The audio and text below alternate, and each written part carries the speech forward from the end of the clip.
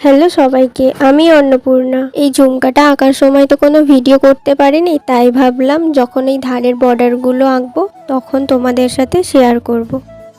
তো এখানে প্রথমেই আমি বর্ডারটা টেনে নেওয়ার পর ভিতরেও ডবল করে আর একটা বর্ডার টেনে নিয়েছিলাম।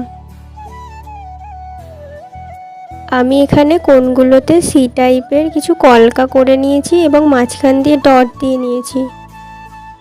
এরপর বর্ডারের ভিতরের দিকগুলোতে আমি এস টাইপের এঁকে নিয়েছি। তারপর এখানে বর্ডারের মাঝখানগুলোতে সি টাইপের কিছু ডিজাইন করে নিয়েছি এবং তার পাশ দিয়ে যে ফাঁকা জায়গাগুলো ছিল ওখানে ডট দিয়ে ভরাট করে নিয়েছি। তারপর এখানে আমার ঝুমকোটা কিছুটা বাকি ছিল, সেটাও কমপ্লিট করে নিলাম। আর এটা হলো ফাইনাল লুক। তোমরা দেখে জানিও কিন্তু কেমন হয়েছে। ভিডিওটি ভালো